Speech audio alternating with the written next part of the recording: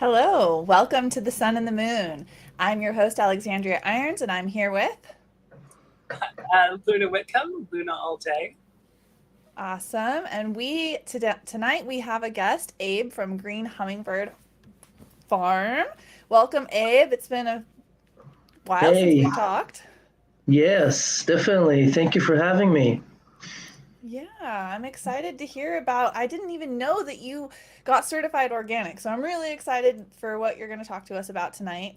Um, Why don't we jump in? Let's do a brief Sure. introduction. Tell the people about you. Tell them a little bit about your background. So, um, I'm cultivating now on my 13th season, and I've been doing it for 13 seasons. Dipping in and out, really rocking it as much as I can along the years. And these days we have a cultivation license. We have 5,000 square feet of tier one mixed light, and then we have 5,000 square feet of straight outdoor. We also have a processor license. I provide processing services for locally farms here, and also from the Sacramento area. We have facilities that send us product.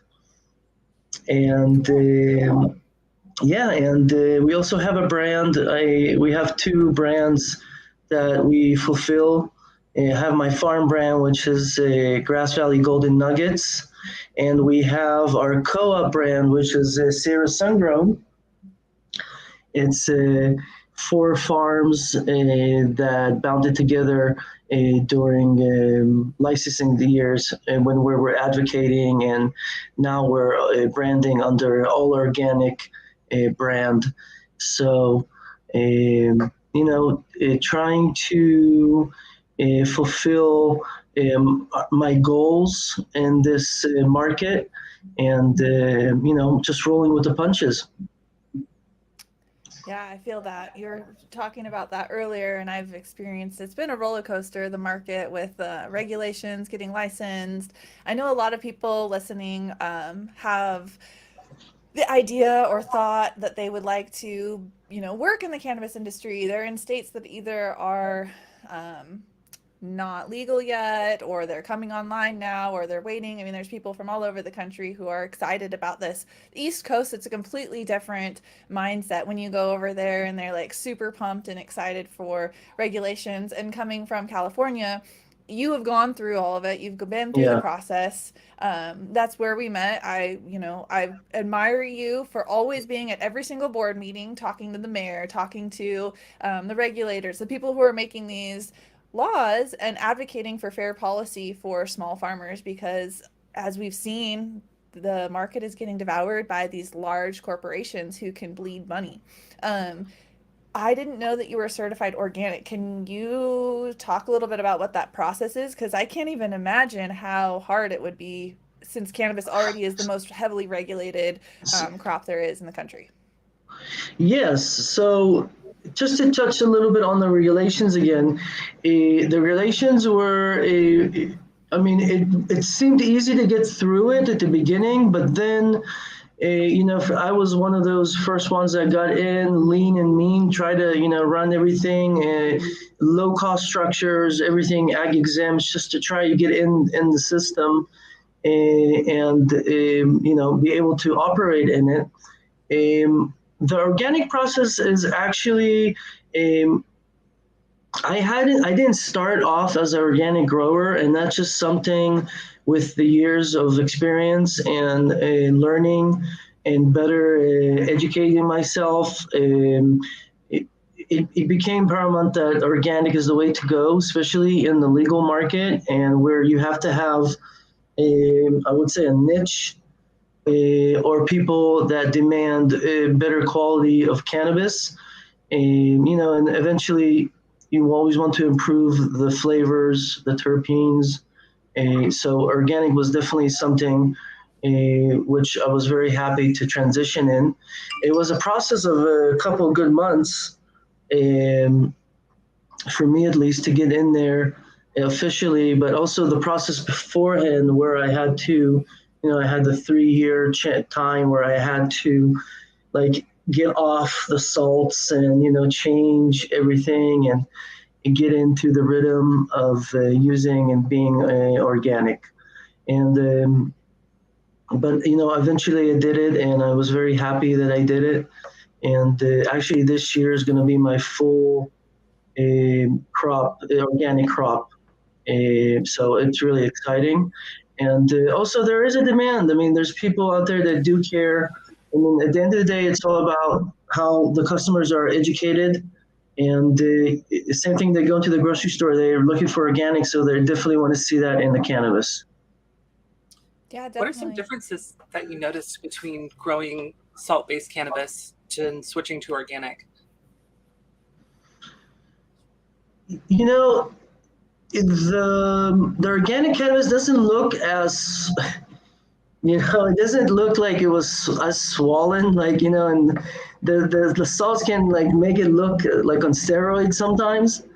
So, and the flavor also, and so those are things I definitely noticed, and also the smell, the nose on it, the organic growing products, cannabis are, they can last longer if I store them, and I can actually, the market here, it makes you sometimes sit on your product and it gets aged sometimes. So you can definitely see the qualities, and I have cannabis here that I personally consumed from last October, and it's great, and that wasn't one of the things I always remember when I was selling, salt-based product years before. So you have testing for all of this, right? So do you see data driven behind the terpene content, THC content? Like, what are your testing results from before when you were doing salts versus organic? Honestly, I don't have an official test yet. We just had a first harvest down. That it's like official organic. So I'm definitely wanting to see those results too. I don't have them yet, but I'm sure the data will be there. Sorry, Lynette, I cut you off. I forgot what I was going to ask. So what do you prefer to smoke? You said that you feel like the synthetic grown kind of had like a larger swell to it, probably meaning, also that it yielded a little bit more. Were you saying that you thought that the organic smelled and tastes better, or do you think that the synthetic smelled and tastes better for you? For me, the organic, the flavor was more clean, and the smoking was, more clear on the throat. And again, like the way how it's aged and how we keep it, that's The shelf life. Yeah, the shelf life of it, it's it's more noticeable than a salt based. But some people will argue and say that's not true. But again, it could be also part of other techniques how people are growing too. And how they're treating their crop. I have tendency to use a lot of shade cloth during my cultivation, during the flowering mainly. I did a lot of experimenting with the shade cloth a couple last years, just because it's so important to get to those purple colors, and I had to find all kind of different ways and techniques how to get some color out. So the shade cloth with what was one of them. A very high quality of flour, but not always the yields were as heavy, because when you use shade cloth, you have smaller yields. Yeah, there's less light, less synthetic energy. Were you using agribond? No. No. No, I don't use agribond. I actually, the way I'm growing these days, I don't even put any film over my hoops. I use it's open, and I just put shade cloth I don't cover them up anymore. I don't have big greenhouses. I have 16 by 8 hoops. And if I put any film over them, I will just create hot pockets. And I prefer just to let them grow. And then if I need to control the shade or, the amount of light, I just put the shade cloth over. But you have to know how to use the shade cloth too, because again, like I said, if you use it too much, you can lose yield. Interesting. So I've always used shade cloth pretty much when I'm growing in greenhouses, just because Grass Valley is freaking like 110 degrees every July. You can see the plants. I think that you get better quality. I didn't notice particularly like lower yields, I would say, but I would notice that it was a lot more frosty. It looked prettier. You didn't have as much heat stress, especially when it is covered. But interesting. Again, it just depends when you use it. I mean, I used it all during flowering, and the flower was beautiful, but it wasn't as, beastie looking. It was just a little bit less, which is okay. But again, I've been through this the past couple of years. What's better? What do we want more? Do we want more yield, or do I want more quality? And again, just a small farmer and with my facilities, I have to choose each year, where am I going with it? I can't always, the sun is just scorching here. I can't always get those colors, especially on the early dips. So, it's just always this dilemma. What do I do? What do I do? I want to grow something that something will always want. Like this year I did a lemon cherry gelato, and that's like everyone wants that right now. If you don't, nothing for sale. I mean, I have sour diesel, but those are niche buyers. Those are people that still want that that sour flavor, and so it changes. It just depends who the buyers are and what their demands and what they're looking for and where they're coming from. Also, You just finished your first fully organic crop, and so you have, I mean, you did metric. Every regulated farm has to do the extensive work of metric and entering everything. Yeah. Comparing it to salt-based grow, you did say that you were losing a little bit of yield. What is that? I mean, now that do you have that data, like what you were growing from? I think it's like maybe 15 to 20% less. I want to say on the total. That's what I'm seeing on the changes, just because, again, I'm not feeding those heavy salts on it anymore. And, the plants look way better. Everything looks way better. It's just, just not as much as I'm used to seeing. And I also think it's also the strains, we used to grow Gorilla Glue.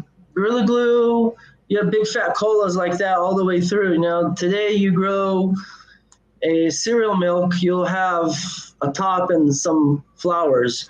So, that also kind of changes the yields.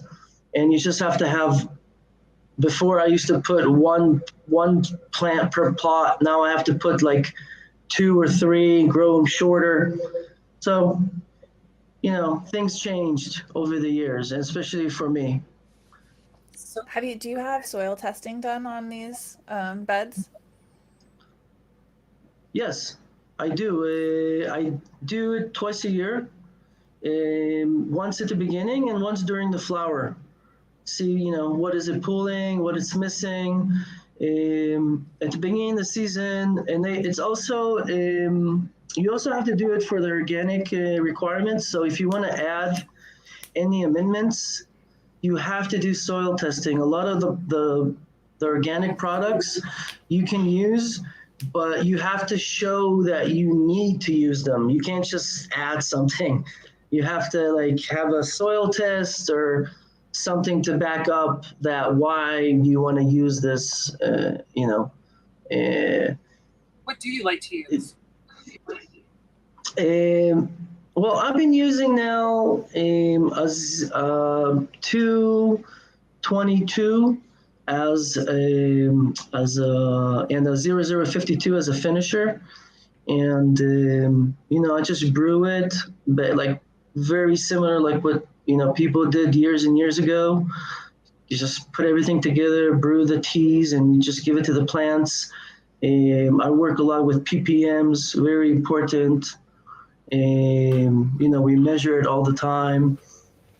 I also have problems, me specifically, with my well. I have heavy water. I have water high of heavy pH in it, so I have to reduce the pH and check the calcium, and well water issues here also. So the water already is heavy with nutrients, so I have to really watch myself.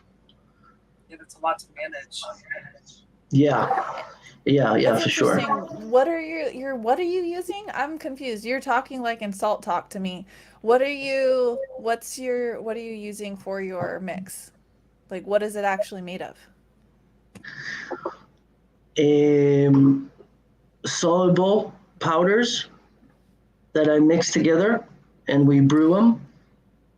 Do you know what the organic inputs are? Like is it kelp? Is it like It's a phosphate, is sulfate phosphate and potassium that we brew, and we make sure I get to those ppms. I usually give around 800 ppms these days. And then I do regular compost teas for the biology. what kind of compost are you using? And just a regular mix of the compost and the baseline, and also some humic acid in there. And we give that twice a week.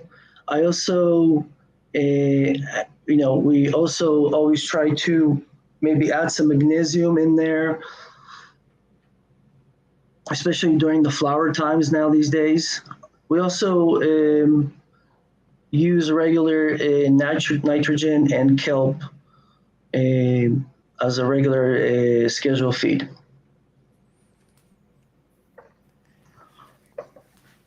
Interesting. This is all Yeah. you're coming from it at an approach like you're doing organic, but it's like salt-based kind of mentality. So, but it's all just organic certified, and that's crazy that you have to tell them. I mean, I guess it's not crazy. It's crazy to me that you don't have to tell somebody when you're using salts that are actually harmful to our waterways or cause eutrophication that can, you know what I'm saying? Like the fact that you as an organic farmer have to be like, oh, hey, I have soil testing. I need to show that I need to add these,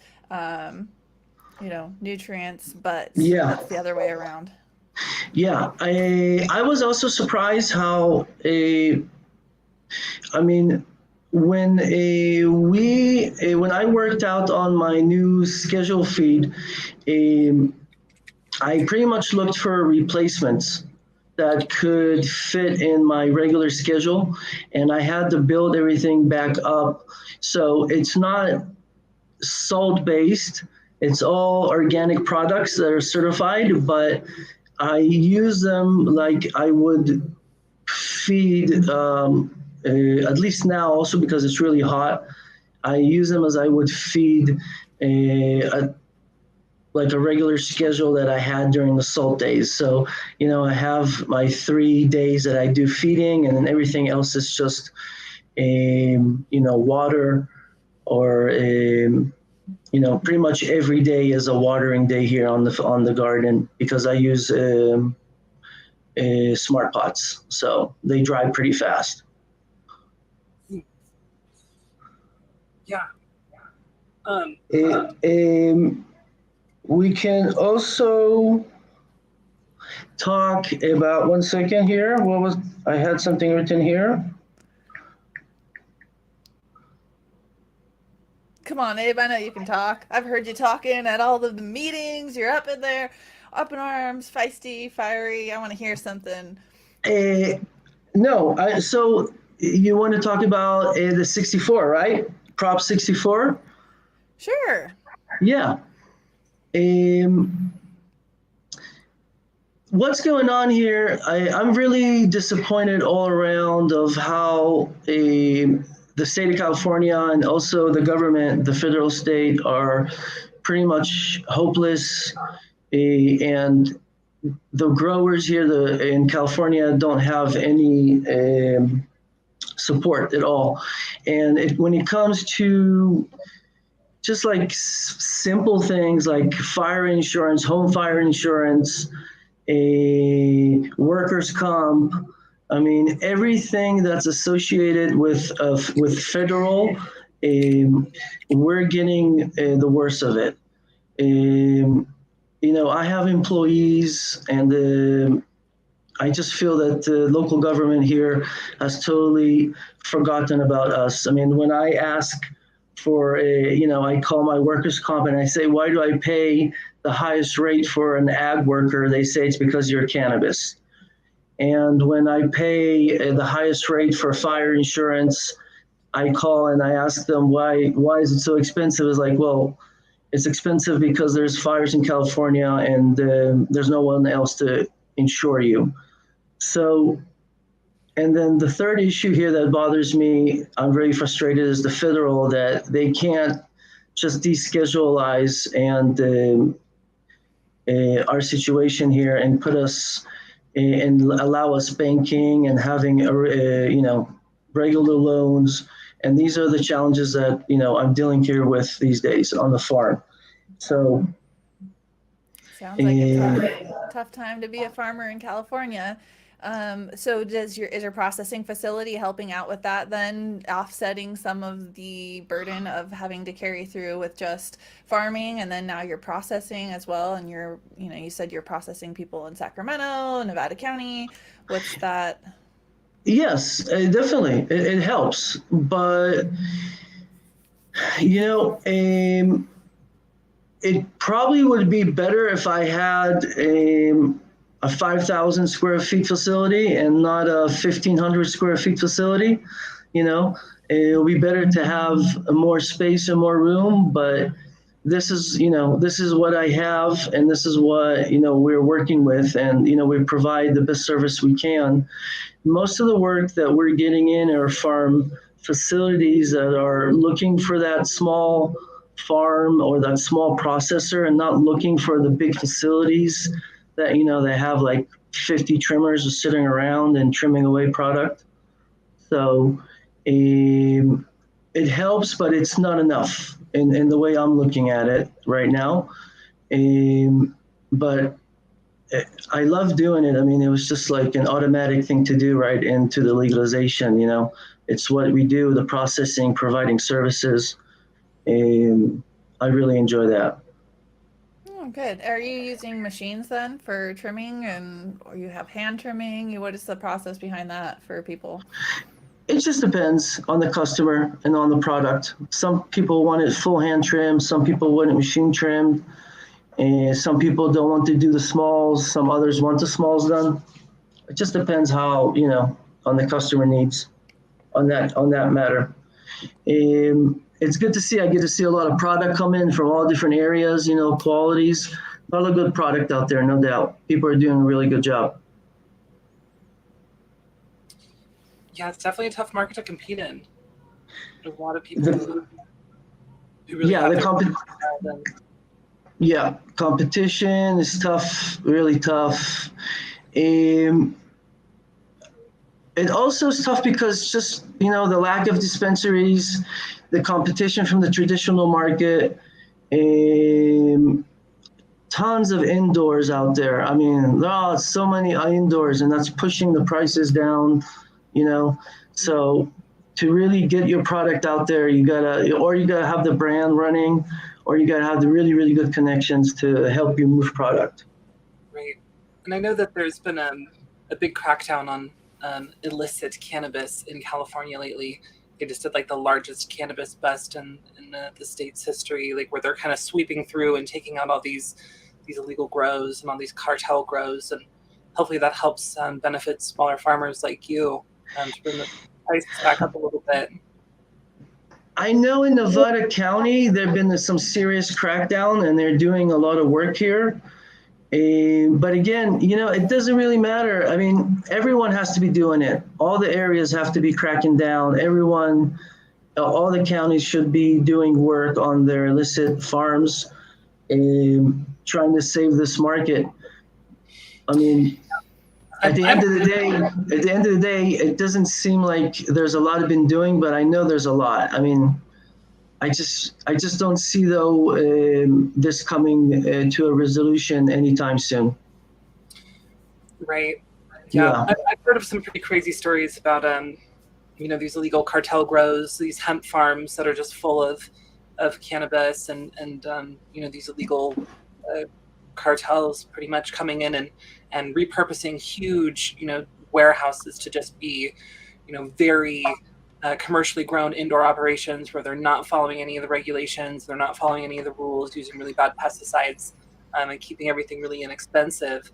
And it makes it really difficult when someone who's trying to make sure they're growing really high quality product with integrity, for that person to compete with these people who aren't growing with integrity and breaking all the rules, and seemingly like the local governments and the state government don't really care. And a lot of the time, I've heard some stories of some crazy stuff where these pretty much these gangs or mafias will roll up into people's private property and take it over from them, set up shop, put guns in their face. That person will call the cops. The cops will show up. The cops will tell them that they don't have the manpower to get rid of the people, who took over parts of their land, which is just crazy. At that point, how do you deal with a situation like that? You have to almost have like the National Guard come in and how are you going to create such a necessity for someone like, the National Guard to come in and take care of these situations when, it's known by all these organizations, these illegal organizations that you can that these places can be taken advantage of with no repercussions, and what that does to the legal market, to the black market, to crime in the area, and people who are trying to do a good job, Listen, you just took my words out of the mouth. I didn't want to come up here and say it's not fair. It's not fair. Sound like a crying baby. But yeah, it is. It's not fair. It's not fair. I mean, when I talk about a problem about high rates of workers' comp insurance, most of the farmers look at me and think I'm talking Chinese. Because people are, they're not. I feel like we're in this big professional NBA game, but there's no referees. Everyone is kind of doing what they want to do. And there's someone with a ladder. Exactly. So, again, that's why I just feel this frustration and from everyone, from the federal government to the local California government. It's just like no one is like on the farmer's side. Everyone. It's just like cannabis, we're last on everyone list, and if we don't, we do have what you call the original console. It's one of our leading advocacy groups that is our local cannabis alliances in it, and the Humboldt, Trinities, and Mendocinos. It's called their original console, and they do a lot of work with the state's officials, but still there's so many groups out there. You'll be surprised. I mean, there's one thing that we're trying to pass big time is to have a local market or fairs that we can come and sell our goods to the public. But there's groups out there that are advocating against it. So. It's a problem. It's a problem. Everyone wants something. Surrounding like cannabis cultivation. Hey, bud. There's such a stigma surrounding cannabis cultivation, and us being criminals and contributing to this crime rate and all this stuff. When we're the ones who are following the rules, and all these people who actually are criminals, they're the ones that are creating all the crime and all these problems and stuff like that. And it seems like the local governments aren't acknowledging who's a problem and who isn't. And it's just kind of painting the entire community with this big red brush of like danger charging us extra for insurance and for all these different things that we need to operate, which is just not fair, like you were saying. I can say though that now we've been finally seeing some money being released, some grants, like the CCOF, the organic institution that I'm part of. They have a bunch of grants now, even for cannabis farmers. And also the state is finally giving out money to the counties to help the farmers. I mean, with grants, with licensings, improvements, all sorts of things. So one of the ways, and here I can give a tip out to everyone that's listening and it's in California, or not just even California, go out there and look for grants, guys, ladies. I mean, look for that extra money, whoever can help you to upgrade your farm, change your well, put in more water storage. I don't know. I mean, anything out there that you can find and apply for, do it. I mean, it's definitely the time. And being as one of the pioneers here in the county, for me, it's really important because, I'm pretty much beat up a little bit. I don't know if it's noticeable, but I'm after 4 years of legalization and I didn't have all this white hair before. I was going to say, you look like you've been losing a little hair. You're a little grayer. Yeah. No. It's taking its toll. I'm telling you. I mean, we got what we wanted for Alex. We got it. We got the legalization. We got the businesses running. Good. Now you got to succeed. It's not the easy money anymore. No, definitely. And I think that you still here? Yep. I'm here. Can you hear me? Okay. Yeah. Sorry. Everything's good, Abe? Yeah. No, I thought I lost the screen for a second. Sorry. Okay. I heard that they were going to legalize flying drones through Nevada County to do compliance, and being able to look over people's fences to see if they're growing. Did that pass? Yeah, they've been doing it for the past 2 years, but they don't have to fly over your property. What they do is they come to the gate or to the road leading to the property, and then they just put the drone and they fly it up in the air 300 feet, and they take pictures. They're not even flying over your property. Yeah. So, and they just want to see the structures, and if you have anything growing, they don't care about anything else. I mean, at least, I can say that. But the program has been effective the past 2 years, if I'm not mistaken, and they seem to be happy with it. But, it's not solving all their problems. That seems like such an infringement of your privacy and rights. I get wanting to shut down and your perspective, but there's 4,500 growers in Nevada County and maybe 100 that are licensed, and I don't know now, maybe 200, but why is it that you're coming at them like a criminal instead of being hey, let's make this affordable. Let's reduce some of these taxes. Let's get you involved in doing this legally. Let's push for decriminalization. Let's work together instead of treating you hey, I'm going to come and spy on you. I don't know. That just seems What happened to the ability to fly a helicopter over your property?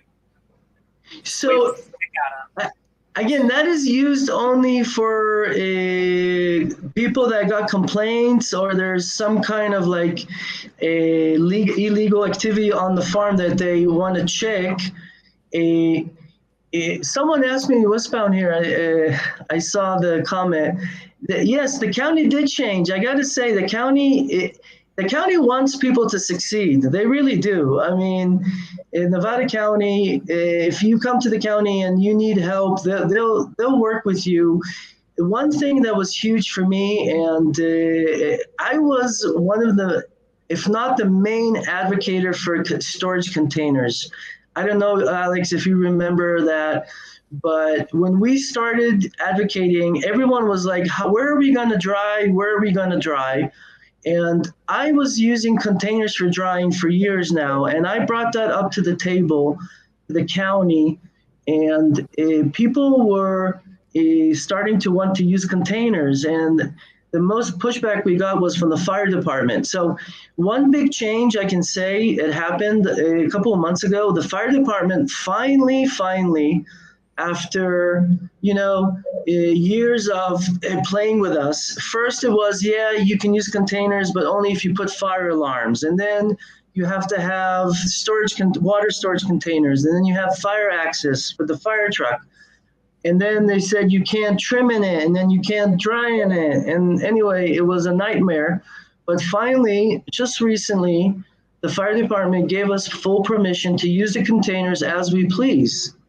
Now, as ag exempt, yeah? So if you want to run power and plumbing to them, you'll still have to permit them. But now, regardless of that, you can use the containers then. That is a huge thing that the county finally gave us to use for drying.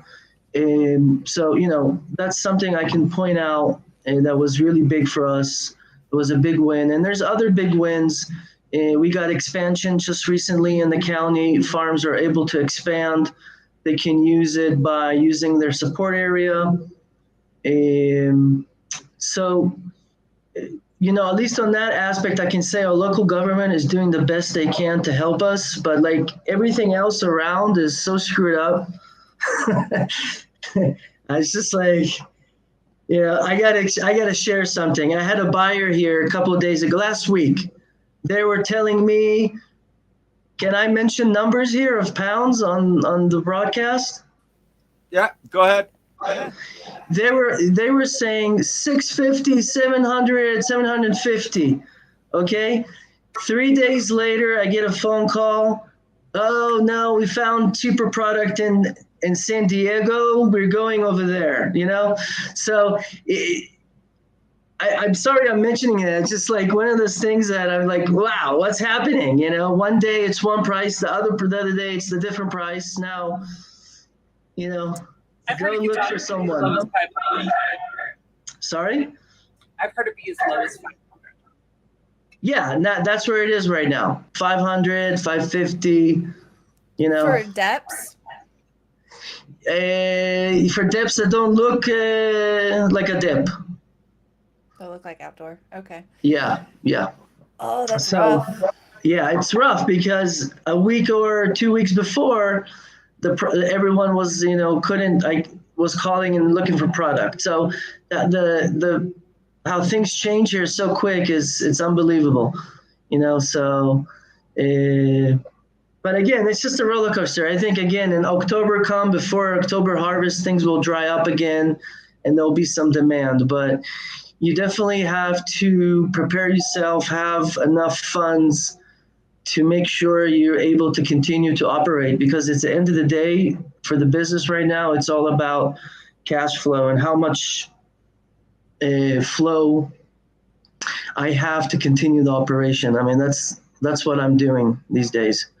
Just worrying about, the next salary. Well, and I think that it gets glamorized. Like people are like, oh, I want to grow weed. I want to be a weed farmer. But it's like you are a farmer at the end of the day. And like somebody said in the comments, it's like the high price of weed was due to it being illegal, and that's not sustainable. It is a agricultural commodity, and yes, it's medicine, and we need to be providing, and it's going to be cost a little bit more because of the care and attention that needs to go into it than let's say tomatoes or something. But we need to start thinking of it as we are farmers, and how do we do these things? And that's kind of what, that's what our whole mission with sustainable regenerative agriculture is. You can heal the planet that while you're healing your soils, while you're making things more cost effective. Sure, it can be a little bit more labor intensive, but hopefully if you're farming cannabis, it's because this is what you love to do. You know what I'm saying? You're not doing it because of the paycheck at the end of the day. You're doing it because this is what matters to you, and you're driven by your passion, and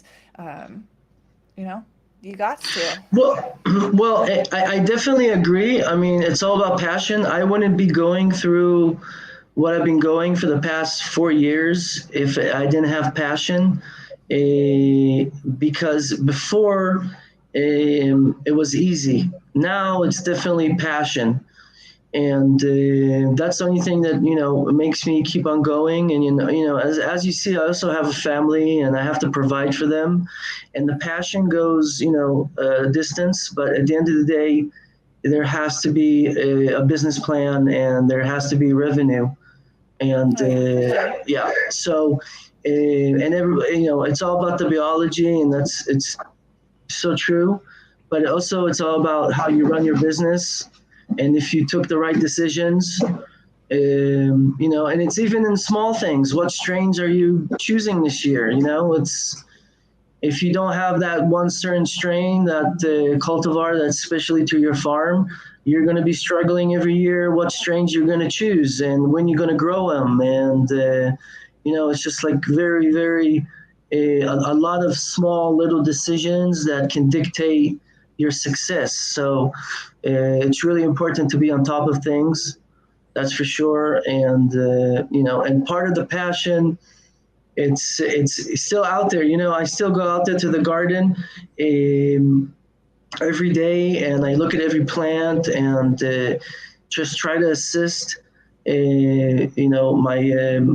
cultivator, and see how we can improve always, and make the plants feel more comfortable, and try to do our best on that. So a lot of things here are associated with that passion.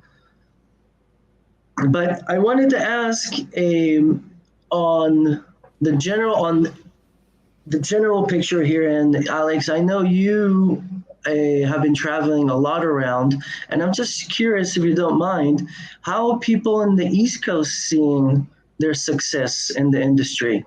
Are they like California growers, a little bit more down on themselves, or they see the light in No, the they're so tunnel? stoked right now. It's crazy. Going to the East Coast, I love it. After leaving California, going to Washington, and then traveling all over the East Coast, and like Missouri and North Carolina and out New York, they're freaking stoked. They're like, "Hell yeah, we're finally legal." I mean, it's not like doom and gloom yet, but I try to be like not like negative because I'm a super positive person, but I'm just like, Yeah, get it while you can, make your money, go hard this year, and save and make lower your overhead, lower your overhead, lower your overhead. Figure out how you can produce those pounds for as cheap as possible. Get your niche. Think about these things. You may not think that you need to think about it now, but that is what you need to be thinking about. Think about next year. Think about the year after, because as soon as it goes wreck, your market is going to explode. You're going to have people like, look at Oklahoma. I mean, Oklahoma's not even wreck, and it just went because they had no regulations. They were like, oh, no plant count,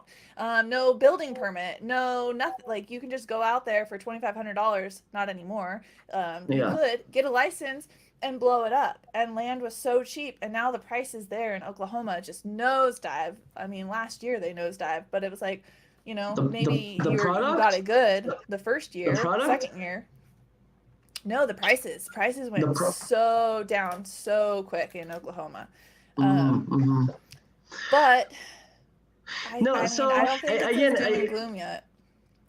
so you know what I'm looking at, the next step, I think, and I'm still hoping it's going to happen, is that that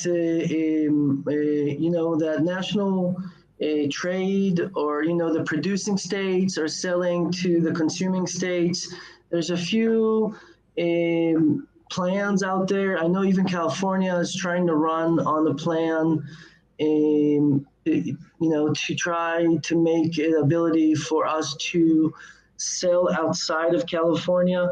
I don't know where that is standing right now, but definitely for me, that is like maybe the next goal. And we've been looking at this for the past 4 or 5 years, and me, the small farmer, was able to sell my half-ounce bag to someone in Minnesota.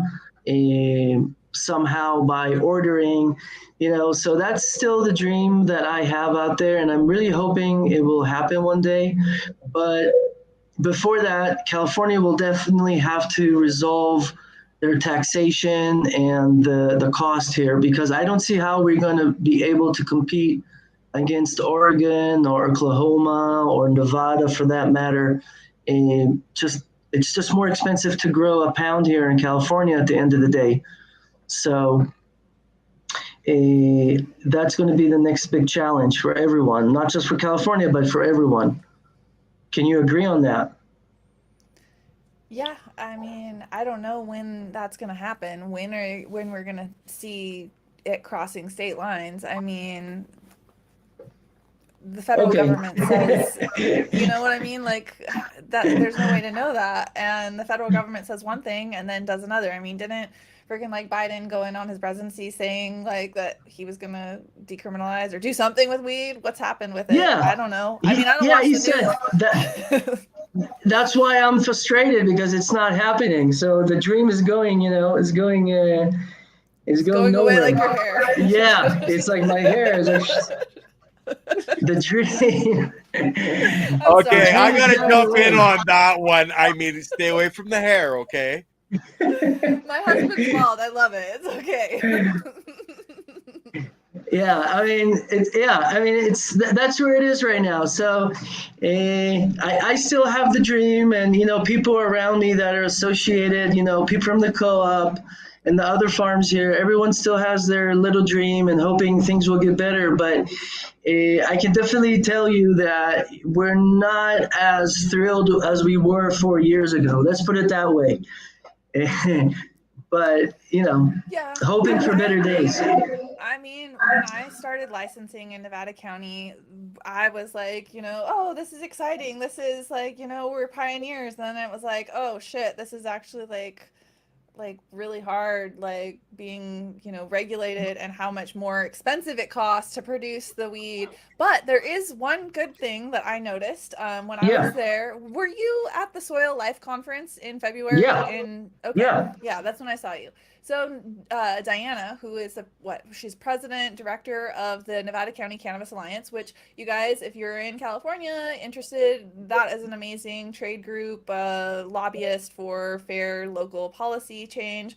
She told me that they just recently passed regulations for micro business licenses on farms. So that means that you can have 3 license types, and they're including a bubble hash processing, which you were not allowed to do before on site on farm. You'd have to have that somewhere else where you not where you cultivated. So also agritourism, so kind of pivoting from like trying to make your farm more of a destination where maybe you teach, you have consumers there, you are able to produce bubble hash. These are kinds of things that you need to be thinking, okay, growing weed a small amount too, because it's like 5,000 square feet compared to people who are growing like 40 acres some licenses in California have, is a fraction. That's like nothing.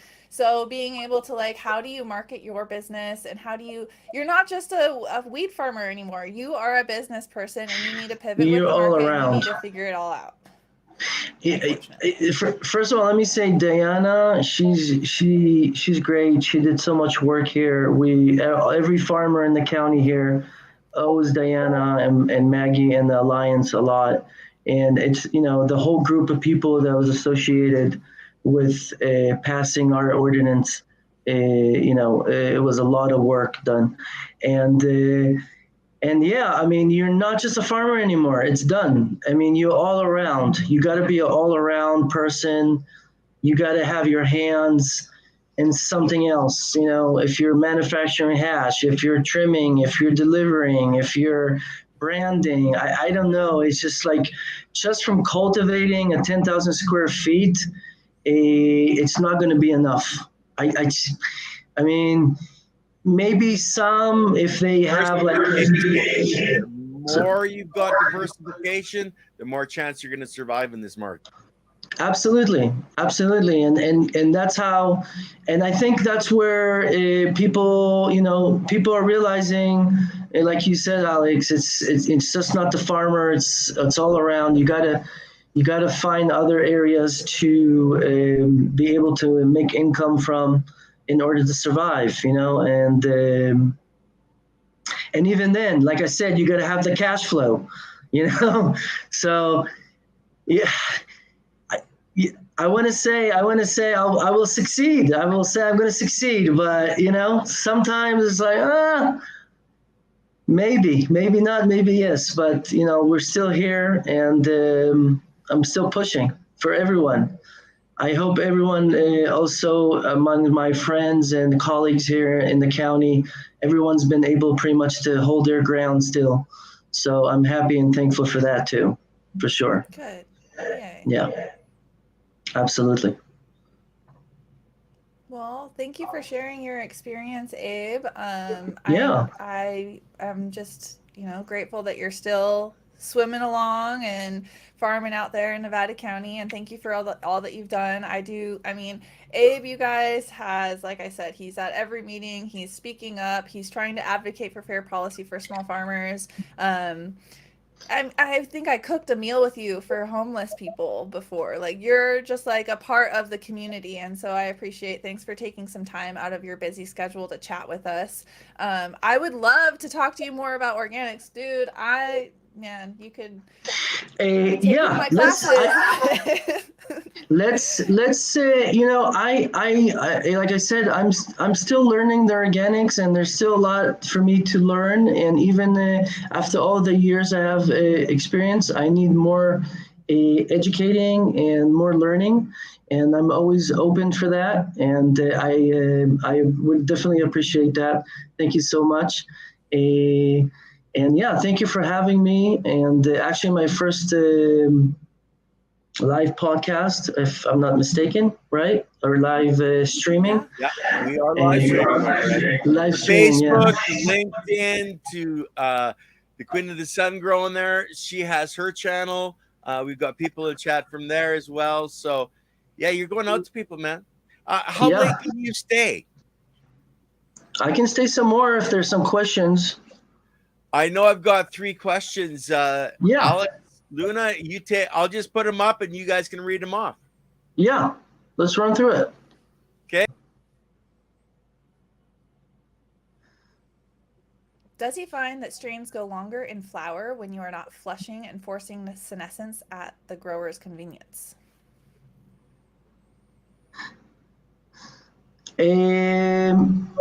Yes, I mean, especially on the longer, I grow a lot of sour diesel, so they definitely can go longer. If I need to, if I'm not flushing, I can just keep on the schedule and let them run longer. I had sour diesel here for 11 weeks. My only problem with that is that they could be a little bit overbaked because of the sun. So it just really depends, when do I, keep on let them growing during the flowering. Okay. How late are you lighting the depths? What is the latest you will take them in your style of hoops? Late, like in date, probably.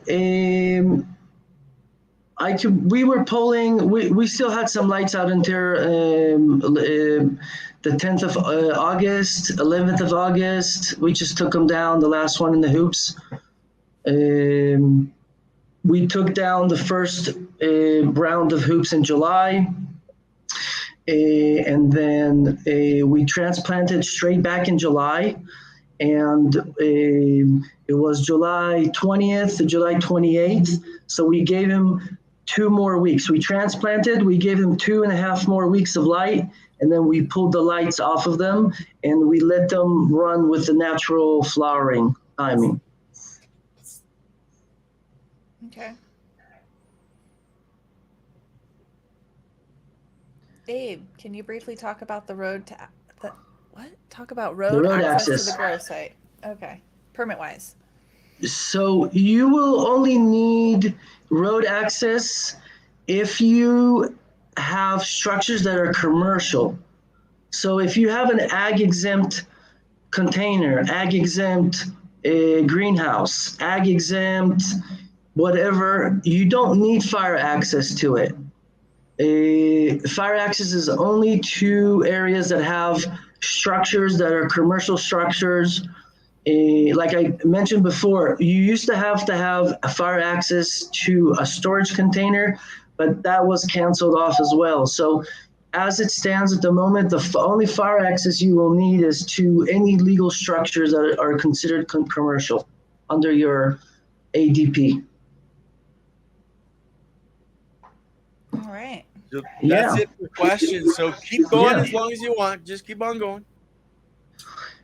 I'm pretty much done here. Good. Well, thank you for coming on, Abe. It was great Yeah. seeing you again.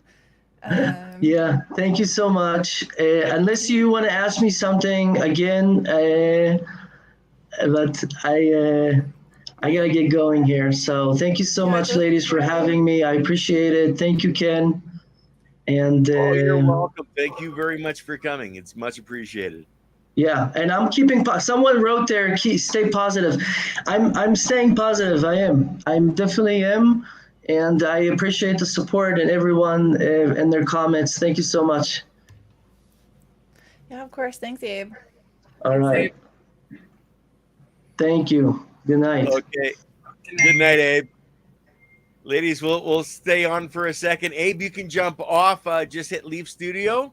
We're gonna let everybody know what's coming up here on the channel, and what you guys, ladies, have an announcement for who is potentially coming for next week. Yeah. Well, Luna, let's talk a little bit. I want to talk about some of the things that he was saying, because I was just like confused, but okay. I know.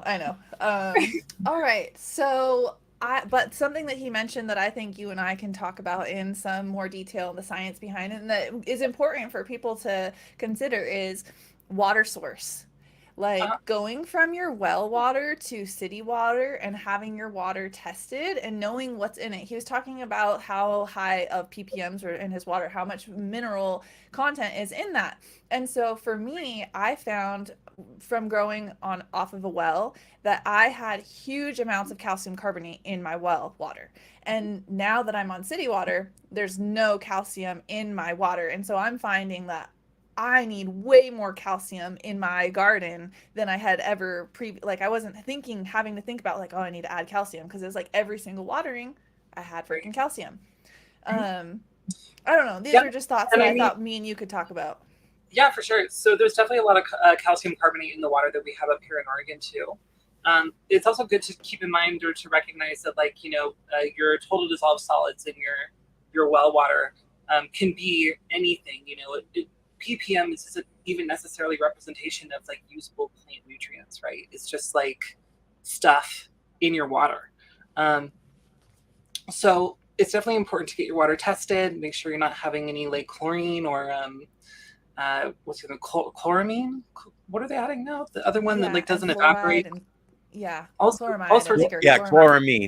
Chloramine. Yeah. Chloramine, which is like a chlorine type molecule that doesn't evaporate, so they don't have to continue adding it. Like how they put all those like black balls all on the water so the chlorine wouldn't evaporate. They add this other thing that doesn't evaporate, and it's much harder to get out of the water too.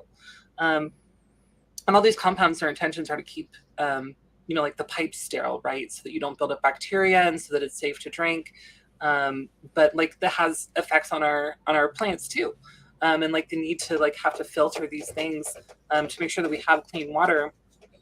So definitely a huge difference between city and well water. I'm sorry, my cat is freaking out. Yeah, I kind of like that we have extra added calcium in our water here. I haven't grown I loved water in forever. I'm sorry. Excuse me for a second. That's okay. Yeah. So okay, cool. I loved having the extra calcium in my well water. I mean, my hair didn't like it, but my plants sure loved it. And now that I'm on the city water and they're adding this chloramine in there, I've found that, so I haven't done testing, I guess, on my water after, but like humic acid, fulvic acid does a really good job with the chloramine. So it just like instantly pretty much binds to it, and then your plant can kind of choose to, it takes what it wants from the humic acid. So I've Didn't you heard that mention? before. Okay, go I've ahead. heard about Yes. that, about using humic acid. So, like humic acid, it has like a negative charge, right? Which allows, cations to like bond to it, right? And so I'm curious to know like what the molecular structure of like chloramine is, because I've heard that when humic acids come in contact with it, that they bond, they change molecular shape, and then they can evaporate. But I don't really know enough about chloramine to really understand how. Is that how you understand it to function? Like the reaction kind of changes its composition in a way that it can then evaporate, or does it neutralize it so that it's not creating like these harmful effects on our biology? See, that's what I was hoping that you would tell me, because okay, so chlorine gas is negatively charged, correct? I believe Chlorine when it's by gas? itself, like just chlorine, just the element. No, I think it is See, an anion. I think it is yeah, negatively charged. I think it's an anion. So my thought process was then, okay, so like everything in nature needs the positive and the negative. So with the humic It's an acids, anion. right, they're increasing cation exchange capacity because they have all those little valence electrons, the negative charge out there trying to hold on. So then would it have a reaction to whatever the chloramine is bound with, like you're saying, so that it can off gas then? Or I'm not sure. That's something I want to figure that out. I want to look that up. But Yeah, that's we're kind of like what the I was thinking. Because chlorine, oxygen, nitrogen, I think those are some of, I mean, think about gases. They're all like these really like want to be out floating freely, and they like to bind to themselves. And then when you have these types of bonds, when they have a reaction, either water sometimes can break bonds, but the humic acid, I think, is breaking the bond and allowing that chlorine to off gas. But I'm not sure. Or is it actually just binding to it and kind of like neutralizing? it neutralizes it. Okay. So it's neutralizing it. It's not allowing it to So what is evaporate. it? Okay. What is it binding to? Is the Rapidly bind or what? neutralize with chlorine and chloramines. Interesting. So these are those things that you guys got to pay attention to. It's like freaking your water source, getting it tested, knowing how to neutralize, how to off gas. My thought was then like, yeah, because it's like holding on to all of these different things. So maybe it's holding on then to something that's in the chloramine, and I guess it's not allowing it to off gas, but it's just holding on to it, passivating it in a sense so that it can't be taken up by the plant. It's just like neutralizing it.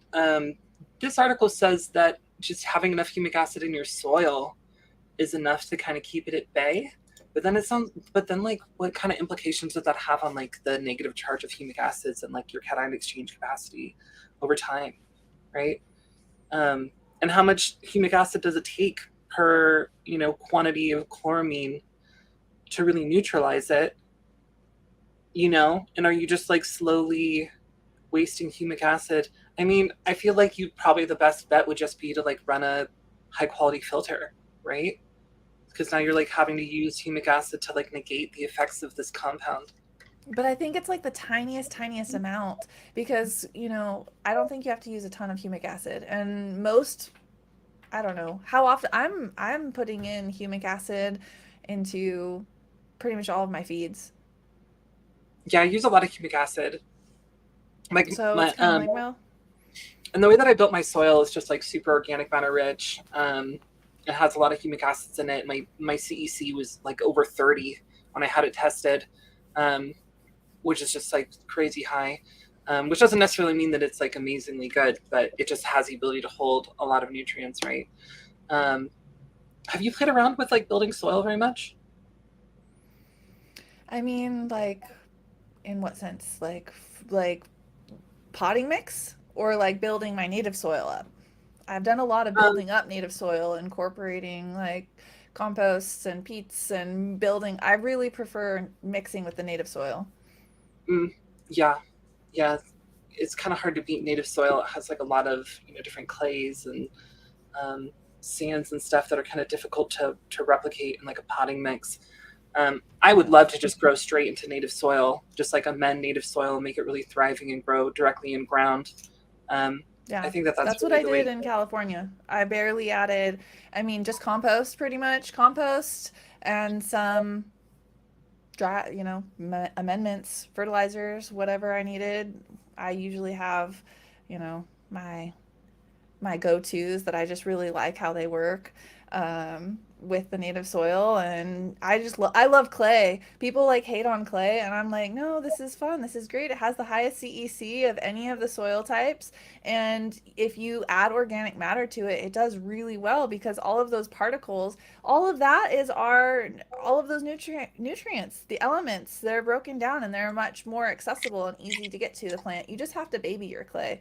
Just have to like treat it softly, not walk on it, think about compaction, and a lot of companion planting, cover cropping. I freaking love the native soil. So I haven't done much though, like making my own potting mix.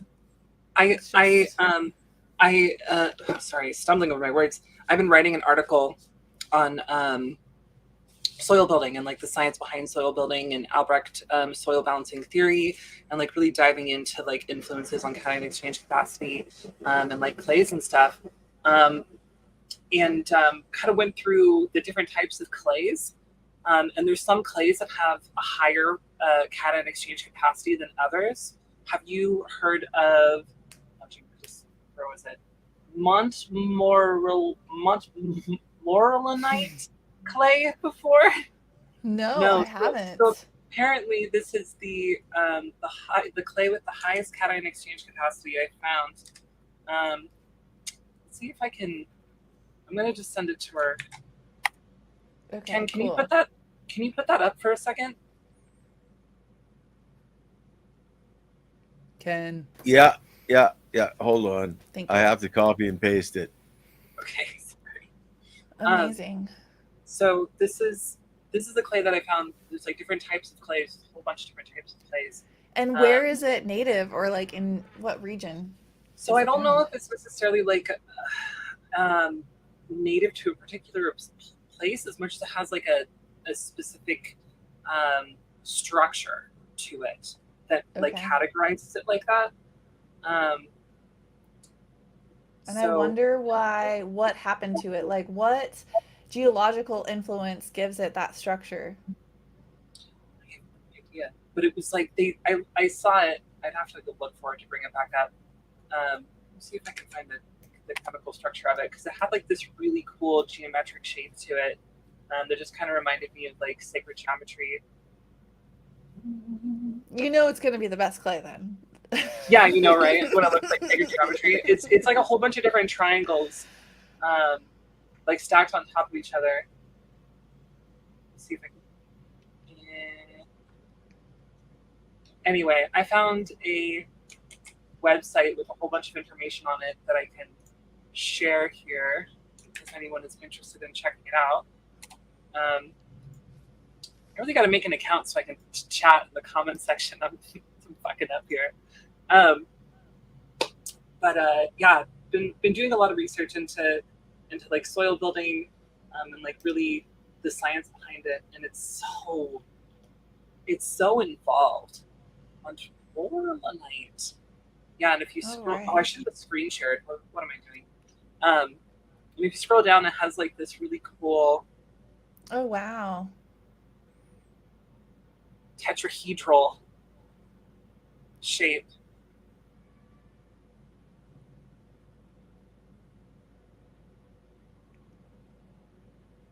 Now I'm like reading the article. All right. I know. I'm like, we're having a conversation.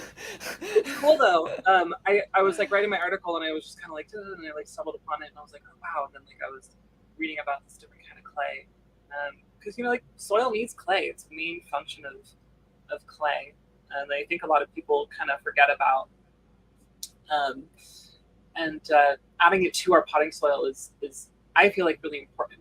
I feel like it's almost not soil unless it has a clay in it, and I think soil is technically categorized as it has to have clay in it too. So yeah, I mean soil technically is 45 to 55% minerals. That's not potting mix, you know, and those minerals are either clay, silt, sand, and clay is the finest of the soil types, and that means it's going to be the most accessible. If you think about what are all these minerals coming from, they're coming from the freaking lava in the ground, like from the Earth's core, and then they're broken down and they go through all of this crazy weathering. That's why, like, clay from um, or like soil, I should say, because it can be different soil structure or texture from like alluvial fans is really amazing because so you have, you know, geology, all of our layers, you can see them, right? When you're like on a cliff, you can see all of those different things that are happening, and each layer of that soil is going to have, and rocks is going to have different elements in it because of whatever was happening. And so when you have an alluvial fan, like a landslide, you're getting like millions of years of geology and different nutrients that come out into this, and especially in like delta or waterways, because then you have all of, I mean, life, water is life, so then you have all of those different life cycles that have happened over a millennia, and just getting That's into the so geology cool. side of soil, right? That's so cool. Yeah. And then have you ever heard of there's like a layer of soil, like a layer of in the earth, whatever, that has like a mineral that's only found in space, and they believe that they use that as an indicator of like when the asteroid hit that like killed the dinosaurs, and so they know that like anything below that level is of a certain age, and like that's where they find all the dinosaur bones. It's like if they find this, have you heard of it? Do you know what I'm talking about? Yes, yes. What is it What is called? that? It's called the It's like extinction layer or something. or They something. call it that. Yeah. But it has like a, I think it's like it's some, I forget what the element is. Yeah, it's pretty amazing what you can tell. And so, like, that's something that I talk to people about, building your soil, building your native soil. A lot of it, like, you aren't just farming, you're not just regenerative ag, you're not just learning these closed loop, but considering geology and considering the parent material, because every single rock is going to be made up of different elements, and it's going to tell you a little bit more about your soil's nutrient makeup. Let's see here. What Yeah, is the comments? it's iridium, Iridium. Okay. which I guess is only found So on like asteroids and meteors in space. It's not native to the planet. that's pretty freaking cool. Is that pretty freaking cool? Yeah, nature's neat, guys. Yeah, nature. I like what you're talking about minerals from what do you call them? Fluvial fans? Alluvial fans, yeah. Nice. So when I was in Canada, I took some glacial rock dust. So tell me what- Allegedly. okay. Yeah. It didn't happen, Ken's like, you're pillaging my native land. Just a handful. It was just Use it with my blessings, young lady. Use it with my blessings. Thank you. I just wanted to look at it under the microscope and like compare it to like, you know, like Gaia Green. That's what I use, usually the Gaia Green glacial rock dust. And so I'm curious about the different rock dusts because I'm a big, you know, I usually go for the Gaia Green. I think it's high magnesium, high iron.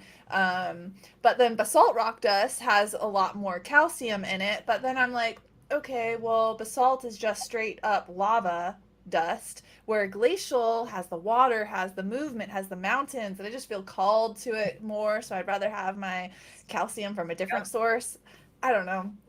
No. I mean, that's a solid point. But from what I understand, basalt has like a really high trace mineral content, like the trace minerals that we need. Does glacial rock dust have the same trace mineral content that basalt does?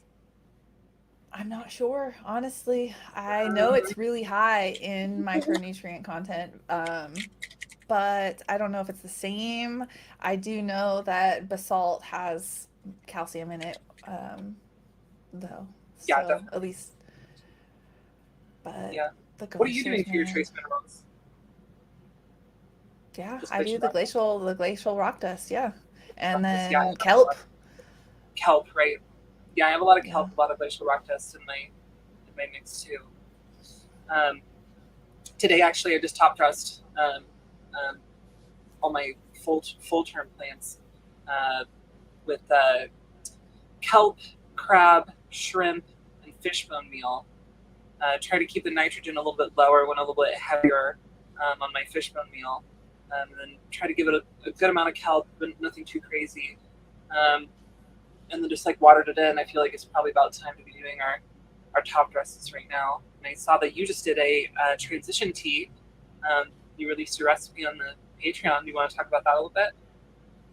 Sure. I mean, it's very similar to yours, what you just top dressed with. I mean, this is the time, right?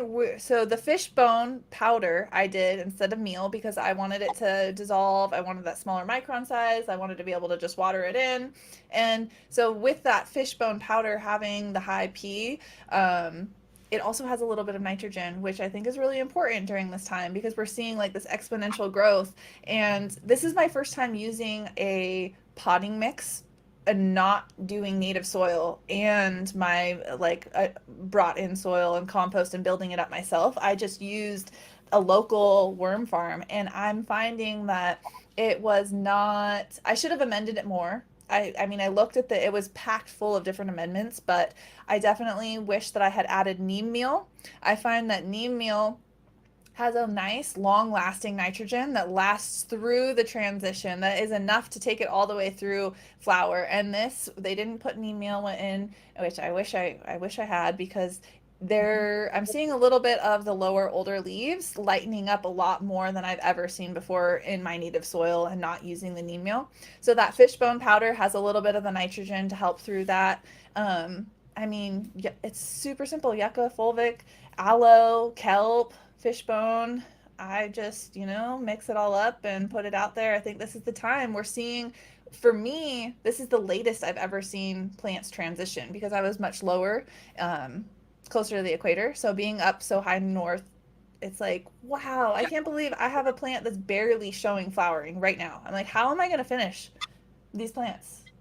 It's mid-August and the snow comes in October and I'm like, all right, we'll see how it goes because I'm used to being in flower, like everything's full flower by July 25th. Oh, wow, really? Yeah.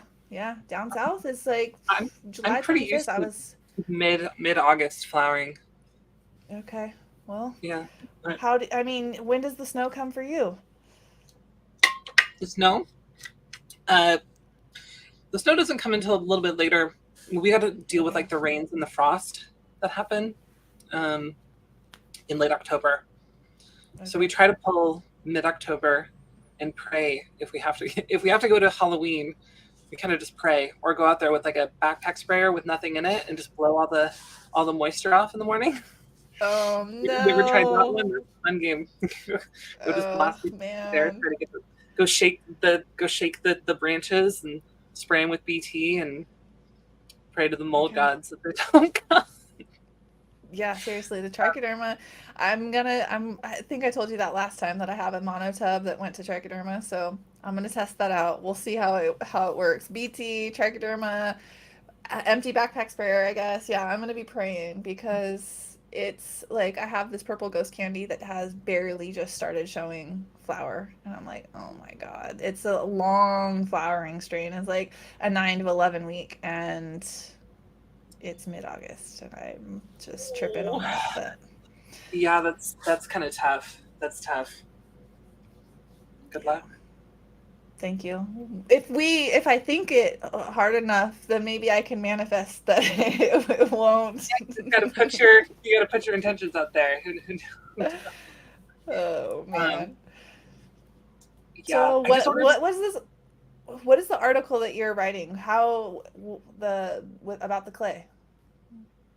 So it's just about building soil in general, and using Albrecht's soil mineral balancing theory, or just soil balancing theory, which is a lot of proportions of elements of nutrient sources of our cations and our anions in relation to the cation exchange capacity. So calcium is between like 60 to 70% of your cation exchange capacity, but you have to convert your cation exchange capacity into moles and then convert that down into like ppms, and then you have to convert your percentage value of your input that you're using. Like gypsum is usually like 23% calcium. You have to convert that to ppms by using the atomic weight of the element and like multiplying them together, and then in relation to like 1 million pounds of soil to get like how many pounds you would need of your input for 1 million pounds of soil, and then deduct that down to however many yards or cubic feet of soil that you're using. And you do that for each element, for each nutrient source, and you have to make sure that you don't overlap with inputs that have multiple nutrient values. And like that's how you build soil from like potting soil, like from scratch, right? Like build your own soil. And it's like this fucking arduous process. But I'm finding that like all of these, not all of them, I'm sorry, I shouldn't say that, but there's a lot of big soil companies that aren't following this and are just like throwing stuff together and not paying attention to their ratios and like ideal values or like the science behind the cation exchange capacity, or the like the sites, the cation sites, like your negative charged compounds and your colloids and your humates and your just different negative charges inside of your soil and how they react to your cations and your anions and stuff. People aren't doing a lot of this work, which is why people are having so many problems. And a lot of the time people are, they result to using bottled nutrients, and they result to using a lot of different ways to kind of pump their plants, because they're seeing deficiencies. But with like a properly built soil like this, like you should never run into any of these problems just using proper biology and water only. You should be able to let your root exudates from your plants communicate with the nutrients in the soil to provide everything that they need throughout the entire growth cycle. And so we need to talk to the guy who made my soil, the worm farm guy, and tell him this, because I know every time I go and pick up something from him, he's like, I'm so great and I help everybody around here. And I'm like, yeah, well, your soil is already running deficient after only like 2 months, dude. It should not be. I'm in a 100-gallon pot. Like, right. I Yeah. shouldn't be running into that. The nitrogen is the hard one, yeah, because it's like, so mobile. Right. And it's gonna wash out so quickly. And the plants need so much of it. It's so crucial for different things. I intentionally built my soil to have a little bit low nitrogen, because it doesn't antagonize other elements quite as much. It does a little bit for like calcium, but I'm adding amino acids the whole time. I use amino acids a little bit throughout my growth cycle. Like people see me using amino acids a lot in my content, and it's because I built my soil to have low nitrogen content, so I can add the cation form of the nitrogen. I'm sorry, because there's different forms of nitrogen, right? Mm-hmm. The anion form is going to require the plant energy to make it available through exudates to make it available, while the cation form is going to be immediately available, the CO4 plus, and that's what amino acids are. So I like kind of keep my nitrogen levels low and then just use amino acids the whole time, so that it just kind of takes a little bit of the stress, the requirement of energy from the plant away, so that it can allocate it to other processes instead of using that energy to make the nitrogen available. So I'm just continually adding a little bit of amino acids. Yeah, that's what you were saying last time, and it's the soy, right? Yeah, I'm using the soy aminos. It's the agmino from Down to Earth is what I've been using. I'm sure there's better. And then I wanted to talk to you about the gypsum. Why is his so much more expensive when it's gypsum? With the calcium. Yeah, the micronized calcium sulfate. So I mean, do you find it different or better than like a powdered micronized gypsum versus his? So I mean, I'm not going to be able to give you like a real answer without a SAP analysis test, right? But I notice a visual response. But I'm also using soy aminos with it too, and I just got his micronized phosphorus too. So I'm going to be doing immediately available nitrogen, calcium, and phosphorus foliar applications, probably until there's like some solid pistil development, and then I'll cut it off. But those three are just so crucial And there's tons of potassium in my soil. There's just enough of everything else, right? The phosphorus is really the tricky one, because even though I loaded my soil with fish bone meal, we're supposed to have our potassium levels and our phosphorus levels equal in our soil tests. And in my calculations, when I built my soil, they should have been, but in my tests, they're not, right? And it's because, phosphorus inputs, they could take a little bit longer to break down. And so now I'm finding myself like, I need to get phosphorus into my plants, right? And my plants look great, don't get me wrong, but I'm obsessive I'm a little bit of a perfectionist. And my plants just are everything. So that's what I'm going with. The micronized form, supposedly it's such a small molecule that it penetrates through the cell wall immediately. That's like the whole selling point, right? It doesn't cost the plant any energy to make it available and usable. So that's what I'm going with. I'm giving it a shot. And yes, it's significantly more expensive than gypsum. Well, and that's what I was like looking after I talked to you last week, and I was like, okay, I'm gonna look at this product, and then I was like, it's literally like, but I'm finding like powdered, micronized, fine powdered gypsum available for like a quarter of the price, and I'm like, well, what's the difference? If it's just is it just the micron size? Is it where it's mined? Is it like? It's the micron size. I believe that it's processed to be a smaller micron. Okay. Yeah. I just couldn't pull the trigger. I was like, oh, excited about it, and I was like, oh man, that's expensive. I don't know about that. Because you were going to use it as a soil drench? I was gonna do a little foliar before they fully flowered, but I mean, I've gotten quite a few applications with the $50 bag. Yeah. It'll end up being like 10. 10 applications. Okay. Well, I only have 4 plants outside, so I'm like. It would last you forever. Oh my god, it would last you forever. You should just get it. Just try it. It's cool. It's fun. You gotta try it. Yeah. I know. And I wrote him. I was like, I just wanted to know what's the difference. I was like, yo, what's up with your product? Can you tell me more information about it? Like, is it, I just want to know why it's different. I want to know why. Why does it cost so much? Is it? And I'm sure that he's sourcing it from somewhere else and repackaging it, right? Yeah, exactly. That's why I'm like, just tell me where you get it, and then I'll go to them. I got a reseller's permit. Come on, man, give me your hookup. I know you got. Come on, man, give me your hookup. Yeah, I looked. I found a couple different. You want to interview the next guy up? Yeah, you want to do an interview with the next guy up. So give me his name. Ken, you're a robot. What's happening? Is it me? Oh gosh, what? No, he disappeared. Oh. Okay, was I that bad? I was saying that you should tell the guy that you want to interview his connection, and in that way, get the person's name.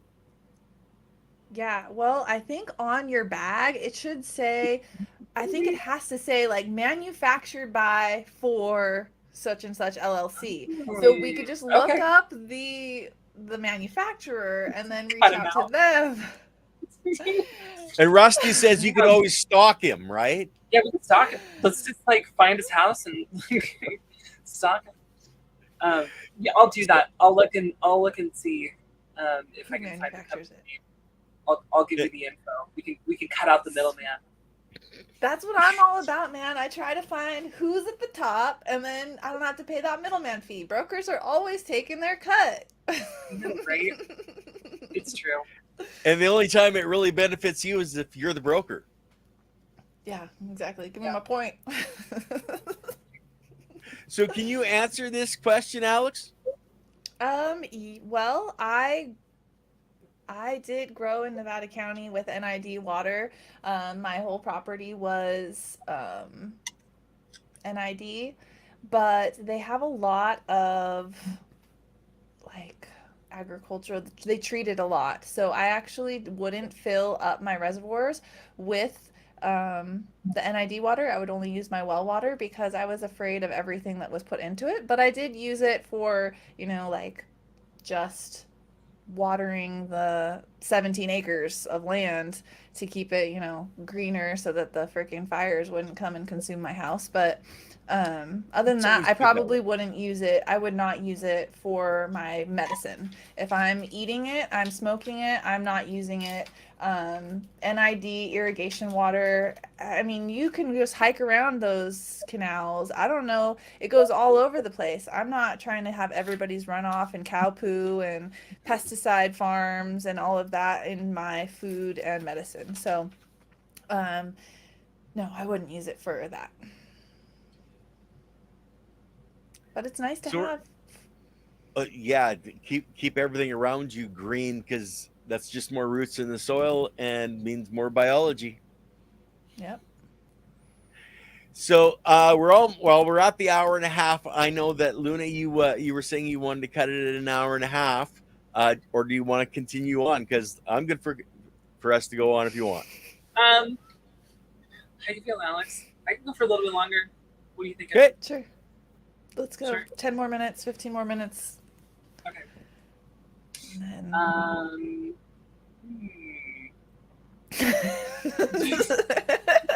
So, what else am I doing right now? What are you doing? What are you working on? I mean, I just harvested my purple ghost candy in my little 4x8 tent, and it turned out super terpy. I'm excited. It's like really, really fake sweet with like a hint of astringent, like where it burns your nose when you're breathing in. Um, I love fruity, so I'm excited. I mean, fruity and gassy, so I'm excited for that. Um, Getting prepared for the class on the 2nd, so I can show people all different kinds of ways of harvesting and curing and storage. That's one of the big questions I get all the time is like, my flower turned out, it was so great throughout the whole process, and then when I smoked it, now it smells like hay. And I'm like, well, you probably need a little help in your drying and your curing. And don't forget, you have a 10% discount in the description, guys. Yes. Yeah. Yeah. That is the worst, when you put all this work and all this effort to grow like this beautiful flower, and then you kind of like lay back and you go, it's done. And then in the dry, because you weren't paying attention to it, it just gets destroyed. Yep. It's such a tragedy. I'd like to do a 2-week cure or 2-week dry, right? Usually go from like 62 to like a slow and low kind of approach, and then like get a little bit drier towards the end. Same, like girl. That's how you like Yes. to do. I'm Cool. usually it's super hot, so getting it down to like 62 is not realistic. 65, 67 is usually as cold as I can get the room. But getting that humidity in the 60s, 60, and then gradually pulling it down over, I go about 10 days, depending on how hot it is, and then going from 60% humidity to slowly down to about 40% humidity by the Man, you end. down to 40. Mm-hmm. Okay. I usually never go below 50. Yeah, no, I'll go like it's like I set it to 40, but it never fully gets down to 40. Like I'll set my humidifier and it's usually about 45, 46. But that's only like the last day, maybe 2 days, depending on the weather, depending on what's going on. Because that's the thing that you have to keep in mind, right? You need your RH for inside your room, but you need your RH, you need to know what's going on outside, and it's going to change and it's going to fluctuate according to like whatever the freaking weather is doing, and just being on top of it, paying attention, going in there. And then I usually, what I would like to do, or what I do is like, after I take it down, then I put it into a room at 50% humidity and I put a humidifier in there. And I'll have a humidifier going. So then I bring in, keep it moist in there for that curing process. It probably sits in there for like a week or 2 more before it's even touched. Going on opening them up, depending on how much cannabis is in there, kind of moving it from the bottom of the toe up, making sure that the humidity is nice. Burping, yeah, exactly. So even though I'll put the dehumidifier down to 40 the last couple days, it really doesn't reach about like 45, 46, and then bring it back up with that moisture and keep it nice and moist in that room. And then always having the humidifiers going while the trimmers are snapping their scissors. Yeah, they got to trim in the space that everything's cured in. Yeah, but what is it? Do you do a dry back at the end of flowering or just try to keep it fresh and green? No, never dry back. I don't ever do it, and no dry backs. I'm not a dry back kind of gal. I'm a keep it moist, and I usually have like a lot of other plants growing too with my cannabis, and I don't want to starve them or just not give anybody any water. I'm not a big fan of that. What is your... So I've had this conversation with a whole bunch of different people because there's so much talk of dry back now that like crop steering has become really mainstream, and like a big part of like how crop steering works is with dry backs, and they try to like keep it dry, like or drier. The driest time is like when they're sleeping, for root respiration, and to keep the roots healthy and stuff like that. My personal opinion on it is that if you're growing with a whole bunch of salts, your dissolved oxygen content inside of water is going like it's going to be much lower, and the ability to hold oxygen is going to be much lower than in like a clean water. So I feel like it's going to be much more necessary in a hydroponic system than it will be in living soil. I've heard people talk about doing it with the intention of creating bacterial spores and like protozoan cysts. Yeah. I have a list. Yeah. To halt the like nutrient cycling so that they go into senescence and fade more. I do not subscribe to that. I don't think that that's necessarily a good practice. I would never want my microbial system to shut down at any time. And I feel like if you are able to get your temperatures low enough, it's going to go into senescence anyway. But that's not always an option for everyone. So no, I don't do the dry back thing. I keep my soil wet, like wet all the time. Me too. And I've in the past when I was working on other people's farms, like years ago, it was always this argument of like, you have to dry the soil, like you have to let the soil dry out, you have to let the soil dry out. And I was always like, no, you don't. Like it doesn't make sense. And it was always a point of contention with people. Like, you have to let the soil dry out so the roots, they reach for water. They're not going to reach for the water unless you dry it out. And this is not how plant physiology works, right? Yeah. And well, so no. And you need to be thinking about the whole picture, right? Like it's not just your plant. For me, we're in living soil. Living soil isn't just our cannabis plant. It is our mycelial network. It is our bacteria, our protozoa. All of that is working and living and thriving, and that's how our plants are growing with them. So why would it's like cutting off your nose to spite your face, you know what I mean? With a dry back in a living soil, there's no reason to do that. Your fungal network is helping solubilize phosphorus. It's doing all of these things, and anytime there is a dry back, you're seeing diminished life in your microbial systems. Like fungus doesn't grow in a dry ass dusty place. Right 100%. You want to keep it moist. Moist mushroom. I'm getting so many mushroom blooms right now. It's so much fun. There's just like mushrooms and frogs and lizards and my cat running around. I love it. Oh, I saw that picture on Instagram. Those mushrooms look cool. What kind are they? Do you know? No, I don't know. They're called like soil. Are they edible? No, they're not. They're a beneficial soil fungus. They're like Liolipadoo, yellow soil mushroom. Yeah, I think that it would be cool to do, like I've seen a lot of, or I recommend, and I've seen a lot of people growing with like the spent mushroom compost from the spent mushroom farms. They're fungal blocks because it's basically green substrate, which greens are amazing. They're full of all kinds of enzymes. But having edible mushroom compost in your soil and then being able to have it like fruiting like the wine cap mushrooms and the chanterelles, and I would just love that. So I could just take a bite. Yeah. Like oyster mushrooms. Yeah, there it is. Thank you, Ken. The Leucoprinus bimbumi. Yeah, and oyster mushrooms, they have this really cool characteristic where their fungal hyphae will actually consume parasitic nematodes, like root knot nematodes and stuff. Yes, I was just reading about that. That would Little be mechanism that amazing to see that on a microscope. Yeah.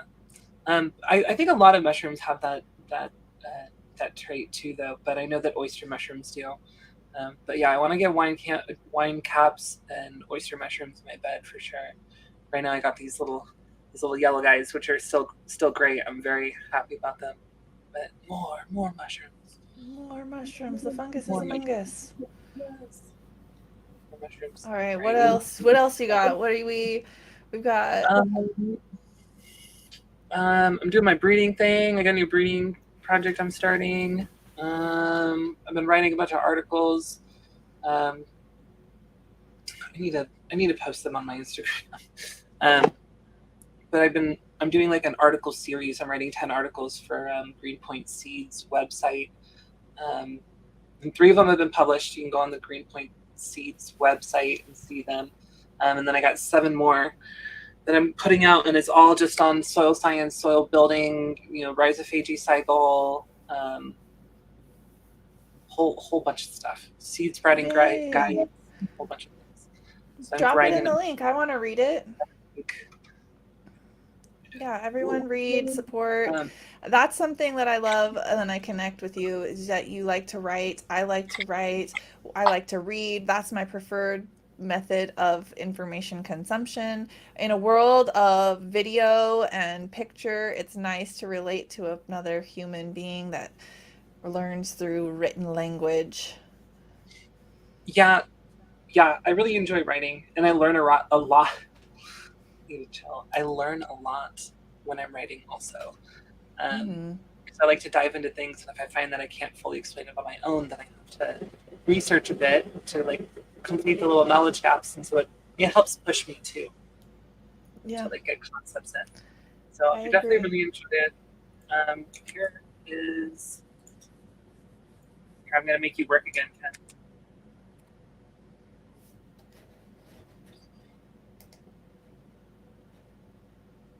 Awesome. Yay, everybody check out this blog, Greenpoint Seeds.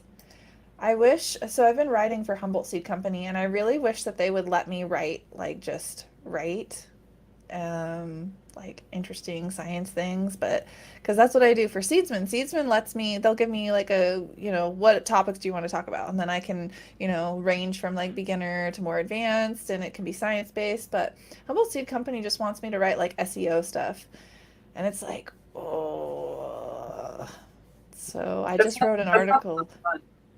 No, it's not. I just wrote an article that he didn't give me an SEO template, so I just went for it because he wanted top 10 THC strains that from the Humboldt Seed Company, and then so I was talking about the mother of all cannabinoids, CBG, and how it converts into different cannabinoids, and that consumer education should really be considering terpenes and other secondary metabolites, and how there's so much out there. And I don't know, I haven't gotten an email back yet to see if they've approved it or not, or if I'm gonna have to go through and just make it all about THC.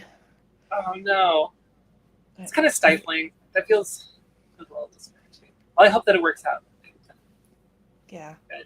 Hopefully they'll leave some, education in there, and it won't just be all about that. But whatever.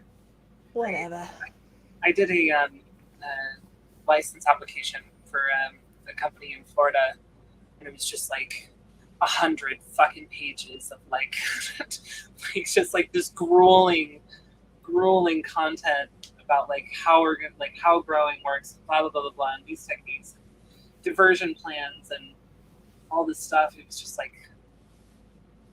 it was a job, but it was painful. It was really boring.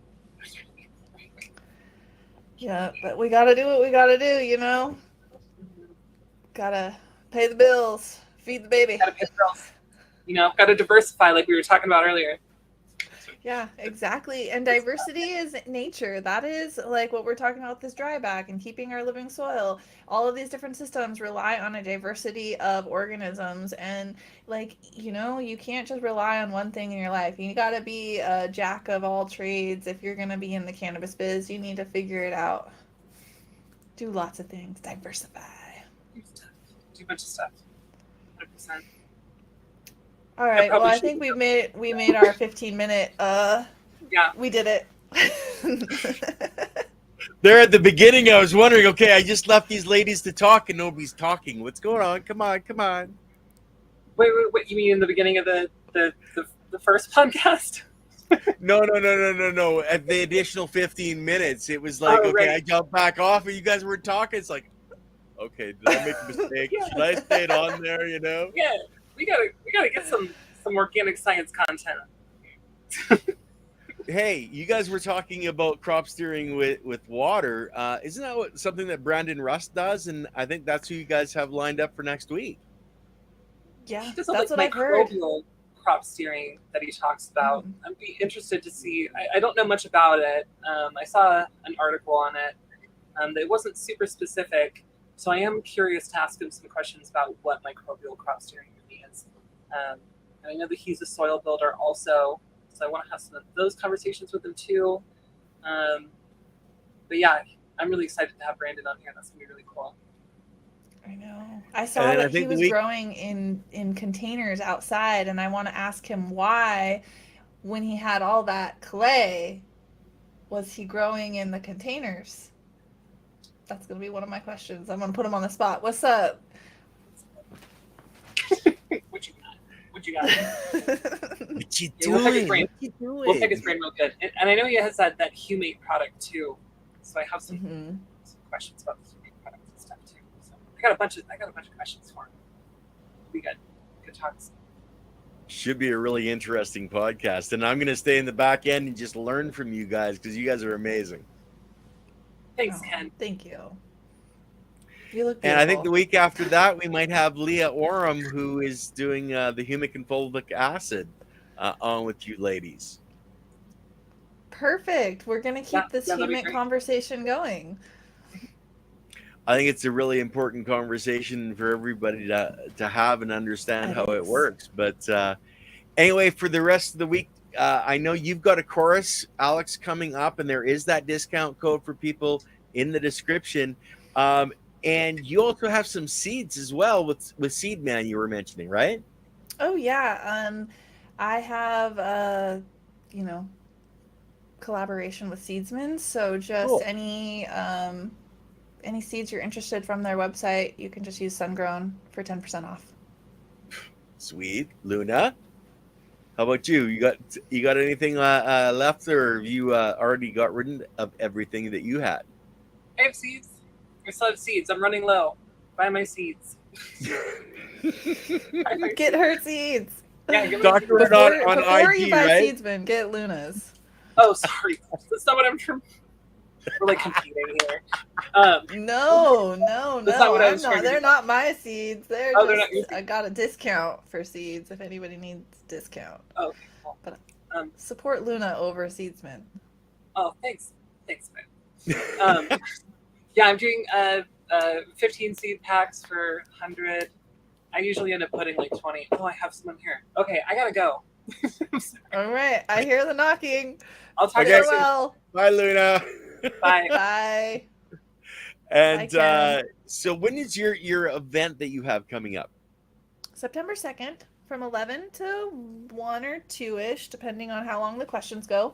It's the first Saturday of every month I do a different class. So every single first Saturday of the month, you can catch me doing something. I have a tier on my Patreon that is the most discounted for these classes.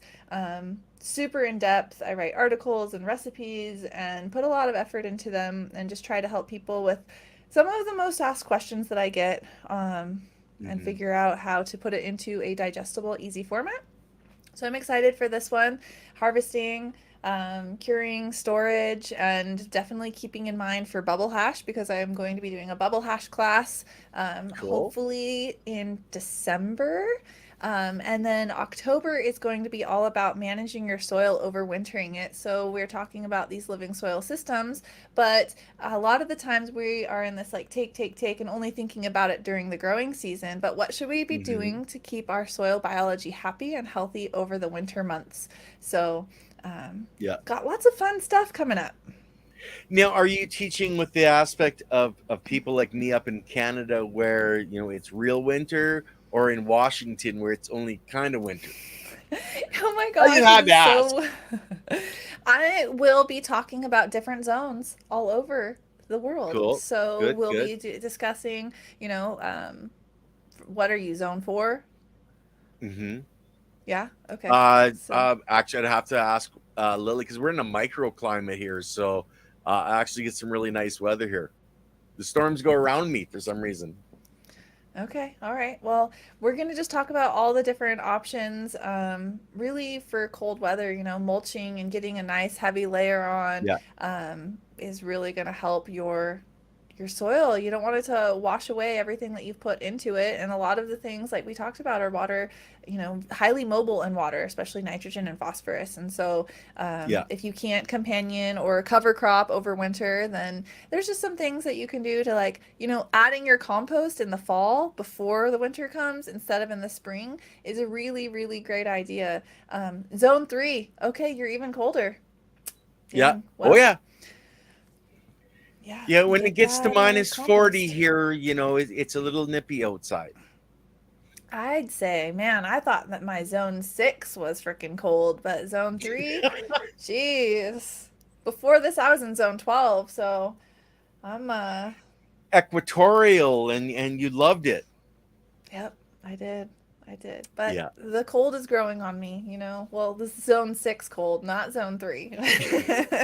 Well, see, you could move a little further north in a few years, and your body would just slowly adjust to antifreeze like I have. Yes, so you have antifreeze flowing through your veins. That makes a lot of sense now. Anyway, so for the rest of the channel, guys, we have Smiley's Garden coming on with Av and Layton on Monday. So you guys from the Future Cannabis Project, you'll recognize that name, so you're going to want to check that out. And of course, we have actually Leah Oram coming on with myself and Andy Lopez on Wednesday. And then, of course, you guys have Brandon Rust on the Thursday. So that's what you guys have coming up. And I got some specials coming out on Monday as well. I've got somebody on magic mushrooms. So you're going to want to check that out, guys. Awesome. Yeah. Fun. Well, thanks, Ken. It was great seeing you. You bet. You have a great night, guys. Everybody in chat, peace out.